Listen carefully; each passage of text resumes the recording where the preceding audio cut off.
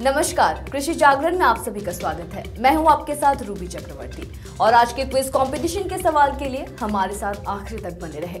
बढ़ेंगे हेडलाइंस की ओर। राष्ट्रपति द्रौपदी मुर्मू 2 दिवसीय राजस्थान दौरे पर राजभवन में संविधान पार्क का किया उद्घाटन। यूपी की महिलाओं के लिए खुशखबरी, योगी सरकार जल्द देगी नौकरी का तोहफा, 52,000 पदों पर होगी भर्ती।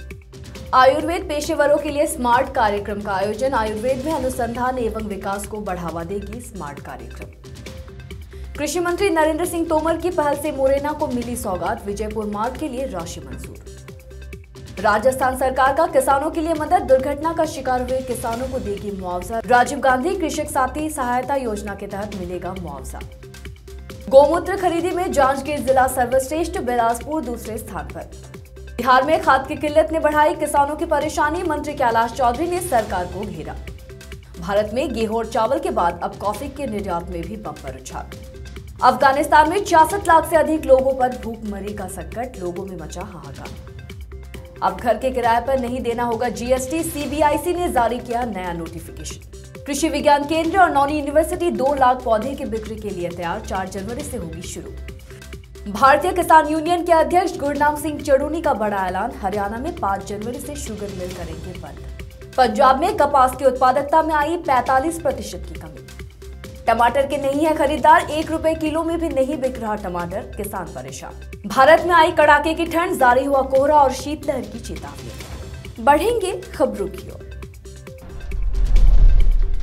राष्ट्रपति द्रौपदी मुर्मू आज से 2 दिन के राजस्थान दौरे पर है और मंगलवार को जयपुर में राजस्थान गवर्नर हाउस में नवनिर्मित संविधान पार्क का उन्होंने लोकार्पण किया।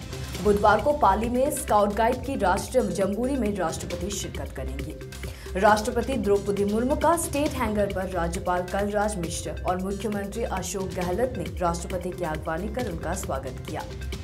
इसके बाद राज्यपाल कलराज मिश्र राष्ट्रपति द्रौपदी मुर्मू को गोल्फ कार में विजिट कराने राजभवन में संविधान पार्क में लेकर आए।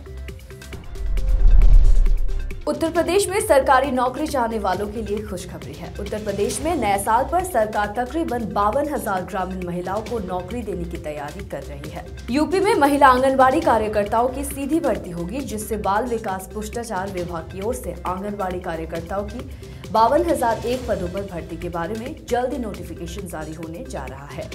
बता दें कि योगी सरकार 2024 से पहले 2023 में बम्पर भर्ती निकालकर युवाओं और नौजवानों को नौकरी देने की तैयारी कर रही है।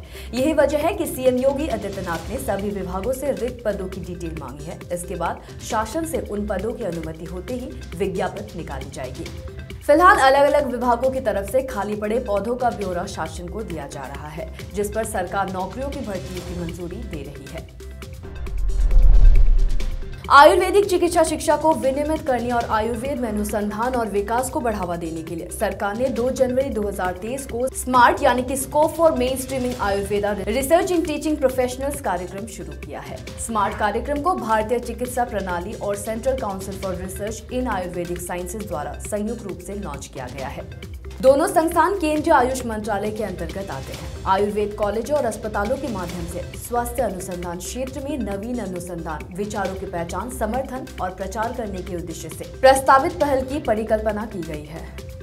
बता दें कि अध्यक्ष प्रोफेसर BS प्रसाद और अन्य वरिष्ठ अधिकारियों की उपस्थिति में इस कार्यक्रम का शुभारंभ किया गया। वही भारत में हर साल 23 अक्टूबर को आयुर्वेद दिवस के रूप में मनाया जाता है। केंद्रीय कृषि एवं किसान कल्याण मंत्री एवं क्षेत्रीय सांसद नरेंद्र सिंह तोमर की पहल पर मुरैना शोयापुर समेत विजयपुर मार्ग के लिए राशि मंजूर हो गई है। सड़क निर्माण से मुरैना एवं शोयापुर के 100 से अधिक गांवों के निवासियों को लाभ मिलेगा और विजयपुर मार्ग की लंबाई 25.2 किलोमीटर है। इसका निर्माण होने से मुरैना जिले के जोरा, कैलारस, पहाड़गढ़ और अंचल तथा शोयापुर जिले के विजयपुर अंचल के लगभग 100 गाँवों की बड़ी आबादी को काफी फायदा मिलेगा। मौसम की अनिश्चितताओं के कारण खेती किसान में चुनौतीपूर्ण काम होता जा रहा है। आए दिन फसलों में भारी नुकसान देखने को मिल रहा है, वही किसानों को भी जान माल की हानि हो रही है। इसका हर्जाना किसान परिवारों को भुगतना पड़ता है। कई बार कृषि मशीनरी चलाते समय या मौसम के कारण किसानों के साथ दुर्घटना हो जाती है और कई बार किसान की मृत्यु भी हो जाती है। ऐसी परिस्थितियों में किसान परिवारों की मदद के लिए कई राज्यों में मुआवजा दिया जाता है। वहीं राजस्थान की सरकार भी इस परेशानी की घड़ी में किसानों के साथ खड़ी रहती है।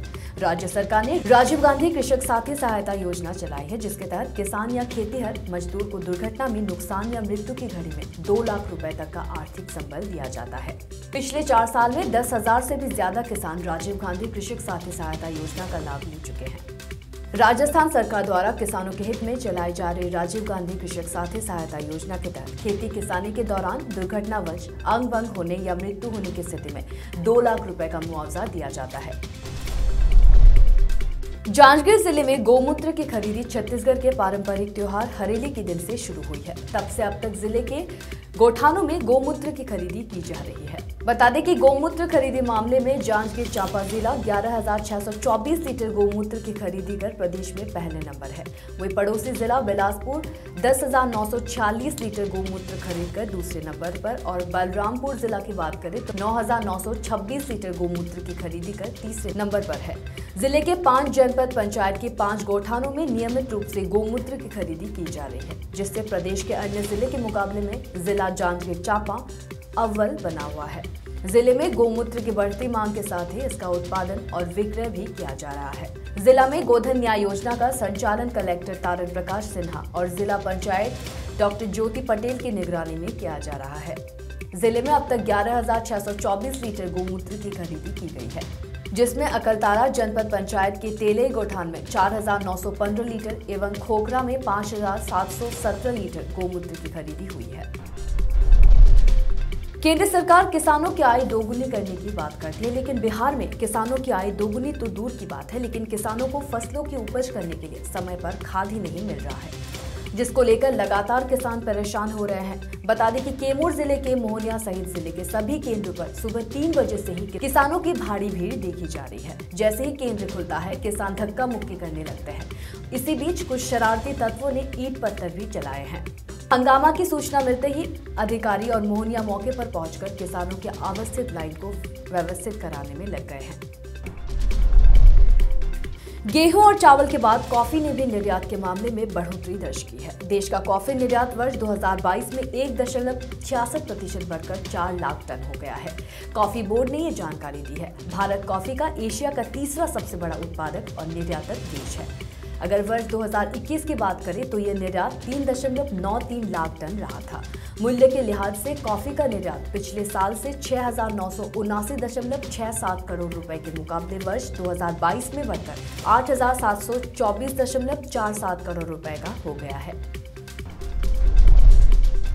अफगानिस्तान गंभीर भूखमरी का सामना करने वाले देशों में से एक है और यहाँ करीब 66 लाख से अधिक लोग भूखमरी का सामना कर रहे हैं। साथ ही लोग बुनियादी सुविधाओं की कमी से जूझ रहे हैं। जब से तालिबान ने अफगानिस्तान पर कब्जा किया है, तब से यहाँ संकट खत्म होता नहीं दिख रहा है। तालिबान के फैसलों से वहाँ की जनता पहले से ही बेहाल है। वही एक रिपोर्ट ने खुलासा किया है कि पिछले साल अगस्त में तालिबान द्वारा अफगानिस्तान भूमि पर कब्जा करने के बाद से अफगानिस्तान में लाखों लोग भूखमरी और बुनियादी सुविधाओं की कमी से जूझ रहे हैं। हाल ही में एक रिपोर्ट जारी की जिसमें कहा गया है कि अफगानिस्तान गंभीर भूखमरी का सामना करने वाले देशों में से एक है और यहाँ करीब 66 लाख से अधिक लोग भूखमरी का सामना कर रहे हैं। सेव द चिल्ड्रन ने कहा है कि भूखमरी के गंभीर स्तर का सामना करने वाले लोगों की सबसे अधिक संख्या वाला देश अफगानिस्तान है। यहाँ पहले संख्या 2019 में 25 लाख से बढ़कर 2022 में 66 लाख हो गई है। अब नए साल यानी 1 जनवरी 2023 से किसी भी रेजिडेंशियल यूनिट पर जिससे रजिस्टर्ड यूनिट के प्रोप्राइटर को किराया पर दिया गया है वो जीएसटी के दायरे से बाहर रहेगा, लेकिन उस रेजिडेंशियल यूनिट का इस्तेमाल केवल इंडिविजुअल कैपेसिटी में ही होना चाहिए। सीबीआईसी ने यह भी स्पष्ट किया है कि अगर किसी प्रॉपर्टी का इस्तेमाल मालिकाना हक के लिए किया जा रहा है तो उसके मालिक पर रिवर्स चार्ज मैकेनिज्म के तहत 18% जीएसटी लगेगा। हिमाचल में नए बगीचे विकसित करने के लिए सलोन की बागवानी एवं वानिकी यूनिवर्सिटी नोनी एवं कृषि केंद्र केवीके में सेब और अन्य फलों के पौधे बिक्री के लिए तैयार है। 4 जनवरी से यूनिवर्सिटी के मॉडल फार्म और कृषि विज्ञान केंद्र पर इसकी बिक्री शुरू होगी। यूनिवर्सिटी के वीसी प्रोफेसर राजेश्वर चंदेल ने कहा है कि कोई भी किसान बागवान पौधों को पहले आओ पहले पाओ के आधार पर ले सकता है। एक व्यक्ति को अधिकतम 200 पौधे ही मिलेंगे। उन्होंने कहा कि इस साल बागवानों को देने के लिए करीब 2 लाख पौधे तैयार तैयार किए गए हैं। इनमें से 1.15 लाख पौधे यूनिवर्सिटी के फॉर्म से मिलेंगे। इसके अलावा करीब 52,000 पौधे यूनिवर्सिटी के कृषि विकास केंद्र एवं क्षेत्रीय अनुसंधान प्रशिक्षण केंद्रों में भी तैयार किए गए हैं। जिन फलदार पौधों की बिक्री होगी उनमें सेब, कीवी, पलम, खुरमानी, आड़ू, अखरोट, चेरी, नाशपाती जैसे पौधे रहेंगे। नोनी यूनिवर्सिटी पिछले कुछ साल से आधुनिक किस्मों के फलों के पौधे तैयार कर सस्ते दाम बागवानों को बिक्री कर रही है, ताकि बागवान अपने पुराने बगीचों को नए पौधों से बदल सके। भारतीय किसान यूनियन के अध्यक्ष गुरनाम सिंह चरूनी ने वीडियो जारी करते हुए कहा कि हरियाणा भर के शुगर मिलों को 5 जनवरी से 2 घंटे तक बंद करने का फैसला लिया है। उन्होंने कहा कि फिलहाल सांकेतिक तौर पर शुगर मिलों को 2-2 घंटे बंद करवाया जाएगा। ये कदम सरकार द्वारा गन्ने का भाव नहीं बढ़ाने के कारण उठाया जा रहा है। गुरनाम सिंह चरूनी ने कहा कि वो पिछले काफी समय से गन्ने का भाव बढ़ाने की मांग कर रहे हैं, लेकिन सरकार ने अभी तक उनकी मांग को पूरा नहीं किया है, इसलिए उन्होंने आंदोलन का फैसला लिया है। सरकार को चाहिए कि वो किसानों की मांग को जल्द से जल्द पूरा करे, अन्यथा कोई बड़ा फैसला लिया जा सकता है। पंजाब में कीटों के हमले की वजह से कपास की उत्पादकता में भारी कमी आई है। खास बात यह है कि पिछले 3 सालों से पंजाब कपास की उत्पादकता में काफी अच्छा परफॉर्मेंस कर रहा था, लेकिन इस वर्ष राज्य की कपास उत्पादकता में लगभग 45% की कमी दर्ज की गई है। पंजाब कृषि विभाग से प्राप्त आंकड़ों के अनुसार इस वर्ष राज्य की औसत उत्पादकता 366 किलोग्राम लिमिटेड प्रति हेक्टेयर 137 किलोग्राम लीन प्रति एकड़ दर्ज की गई है, जबकि कच्चे कपास की उत्पादकता 1079 किलोग्राम प्रति हेक्टेयर 441 किलोग्राम प्रति एकड़ है। दरअसल लीन एक सफेद फाइबर है जो कच्चे कपास की ओटाई से प्राप्त किया जाता है। ओटाई प्रक्रिया में प्रत्येक क्विंटल 100 किग्रा कपास से 33 से 37 किलोग्राम लीन और 63 से 66 किलोग्राम बीज प्राप्त होता है। मौसम में लगातार हो रहे बदलाव का टमाटर की फसल पर पड़ा है। हालत ये हो गई है कि टमाटर को अब किसानों ने फेंकना शुरू कर दिया है। इतना ही नहीं, खड़ी फसल को उखाड़कर फेंका जा रहा है। वजह है कि इसे तोड़कर बाजार तक पहुंचाने तक का खर्च भी नहीं मिल पा रहा है। 1 रुपए किलो के भाव से भी कोई लेवल नहीं हो पा रहा है। धमदा क्षेत्र में सब्जी और फल की अत्यधिक उपज होती है। किसानों को उनके उत्पादन का वाजिब दाम मिल सके, इसके लिए शासन ने फूड पार्क बनाने की योजना बनाई थी। किसानों को सपना दिखाया गया कि अब उन्हें नुकसान उठाना नहीं पड़ेगा। ग्राम बहरामपुर के 22 एकड़ जमीन में 12 करोड़ की लागत से फूड पार्क प्रोसेसिंग यूनिट बनाया जाना है। कृषि मंत्री रविंद्र चौबे और उद्योग मंत्री कवासी लखमा ने इसका भूमि पूजन भी किया था। नए साल के शुरुआत से ही देश भर के कई राज्यों में मौसम दिन पर दिन लगातार बदल रहा है। आज सुबह के समय भी ठंड में वृद्धि देखी गई है। मौसम विभाग की माने तो देश के कुछ राज्यों में ठंड से राहत मिलेगी, तो कहीं ठंड में लगातार अब बढ़ोतरी देखने को मिलेगी। हफ्ते के पहले ही दिन दिल्ली एनसीआर के कई इलाकों में ठंड में वृद्धि देखी गई है और साथ ही कोहरे एवं ठिठुरन में भी बढ़ोतरी हो गई है। मौसम विभाग के मुताबिक दिल्ली में आने वाले दिनों में शीतलहर चलने की संभावना है। वही अगर हम आज के तापमान की बात करें तो आज दिल्ली में न्यूनतम तापमान 7 डिग्री और अधिकतम तापमान 20 डिग्री सेल्सियस तक रह सकता है। मैदानी इलाकों में सतह के पास उच्च नमी के कारण घना कोहरा और हल्की हवाएं चलने की संभावना जताई जा रही है। आईएमडी की रिपोर्ट के मुताबिक पंजाब के कई इलाकों में सुबह और रात के समय बहुत घना कोहरा छाए रहने की संभावना जताई है। इसके अलावा अगले 5 दिनों के दौरान हरियाणा, उत्तर प्रदेश और बिहार के विभिन्न हिस्सों में भी मौसम खराब रहने की संभावना है। आज उत्तरी क्षेत्र में अलग अलग स्थानों में शीतलहर से गंभीर शीतलहर की स्थिति देखी गई है। साथ ही आने वाले दिनों में राजस्थान के कुछ हिस्सों, पंजाब और हिमाचल में अलग अलग स्थानों पर शीतलहर चलने की संभावना है। और आज एफटीबी ऑर्गेनिक की क्विज कंपटीशन में आपके लिए सवाल है कि निम्नलिखित में से कौन सी भारत में नकदी फसल नहीं है। और आपके ऑप्शंस है नंबर 1 गन्ना, नंबर 2 काजू, नंबर 3 तंबाकू, नंबर 4 गेहूं। तो देर किस बात की है, फटाफट से मैं इसका जवाब कमेंट करके जरूर बताएं और जीते एफटीबी ऑर्गेनिक के डिस्काउंट कूपन्स और ढेरों इनाम। फिलहाल कृषि जागरण में मेरे साथ इतना ही। खबरों का सिलसिला जारी रहेगा। देखते रहिए कृषि जागरण। धन्यवाद।